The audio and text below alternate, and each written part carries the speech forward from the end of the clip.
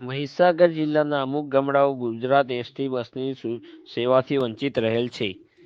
મહીસાગર જિલ્લાના નસીકપુર ગામના લોકોએ જણાવ્યું હતું કે આ ગામમાં જ્યારે માટી મેટલના રસ્તાઓ હતા ત્યારે સમયસર 3 ટાઈમ ગામમાં ગુજરાત એસટીની સુવિધા મળી રહેતી હતી અને જ્યારે પાકા રસ્તાઓ બનાવવામાં આવ્યા ત્યારે ગામમાં ગુજરાત એસટી બસની સગવડ ન મળી રહેવાના કારણે ગામમાંથી શાળાએ અભ્યાસ કરવા જતા છોકરાઓને 3 કિલોમીટર ચાલીને હાઈવે પર જઈને બસનો લાભ લેવો પડે છે. ગામના લોકો દ્વારા આ ગામમાં ગુજરાત એસટી બસની સગવડ મળી રહે તેના માટે માંગ કરવામાં આવી હતી. હું ભૌમાનંદ વિદ્યાલયમાં ભણું છું.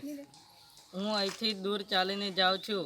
5-6 કિલોમીટરનો દૂરનો રસ્તો છે અને હું સવારે 8 વાગ્યાનો નીકળું છું અને સ્કૂલમાં 2-3 પિરિયડ પૂરા થઈ જાય છે. એટલું લેટ પકાય છે, અમને બસ પણ મળતી નથી અને અમારે અહીંથી ચાલીને જવાનો 5-6 કિલોમીટર દૂરનો રસ્તો છે. એટલે અમારી ઈચ્છા છે કે બસ ચાલુ થાય અને અમે વહેલા પહોંચીએ. અમને ખાવાનું પણ નથી મળતું. સાંજે પણ અમારે 6-7 વાગી જાય છે અને અમે લેટ ઘરે આવીએ છીએ. રાત પણ પડી જાય.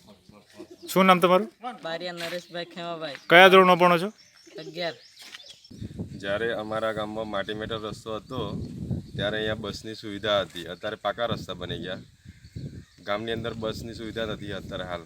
અમારે અહીંયાથી જો બસમાં બેસવું હોય તો 5 કિલોમીટર દૂર જવું પડે છે. નસીકપુર ચોકડી સ્ટેન્ડ હાઈવે પર આવેલું છે, ત્યાં જવું પડશે. અમારે અહીંયા ગામમાંથી 100થી 150 વિદ્યાર્થી ભણવા માટે જાય છે. અમુક જણા સરસણ વિદ્યાલય આપણે ભૌમાનંદ વિદ્યાલયમાં જાય છે ભણવા, અમુક જણા લુણાવાડા ભણવા જાય છે. પણ એ લોકોને સ્કૂલમાં ટાઈમ ટુ ટાઈમ પહોંચવા માટે એમને 8 વાગ્યાનું ઘરેથી નીકળવું પડે છે. હવે સવારના ટાઈમમાં કતો વિદ્યાર્થી જમ્યા વગર જાય છે સ્કૂલમાં. હવે આખો દિવસ ભૂખ્યું રહે છે. હવે સાંજે ઘેર આવે તો એને તઈ સ્ટેન્ડ ઉપરથી ઘેર આવવા માટે બીજો 1 કલાક થાય છે. એટલે એ લોકોને ભણવાનું બી બગડે. અને જો સરકારને મારું એટલું સૂચન છે, જો પહેલાં માટી મેટલ રસ્તો હતો ત્યારે બસ આવતી, હવે તો પાકા રસ્તા થઈ ગયા છે. તો પાકા રસ્તા પર બસ કેમ ના આવે? એટલે સરકારને એટલું સૂચન છે કે અમારા ગામમાં બસ ચાલુ કરાવે. પહેલાં તમારા ગામમાં બસ સેવા ચાલુ હતી? બસ સેવા ચાલુ હતી. માટી મેટલ રસ્તો તો ત્યારે ચાલુ હતી. 2 ટાઈમ આવતી. આપનું શુભ નામ? મારું નામ બારિયા હરીશકુમાર રાવાભાઈ. પહેલાં ગામડાઓમાં કાચા રસ્તા હતા ત્યારે બસની સુવિધા હતી. અત્યારે પાકા થયા છતાં કોઈ વ્યવસ્થા બસની નથી. મારા જેવા અપંગ માણસોને 3થી 5 કિલોમીટર સુધી ચાલવામાં તકલીફ પડે, કોઈ ધંધા અર્થે જવામાં તકલીફ છે. તો સરકાર મોટી મોટી વાતો કરે તો આ વિકાસ કહેવાય? જો આ ગામમાં બસની સેવા શરૂ થાય તો તેના વિશે તમે શું કહેવા માગો છો?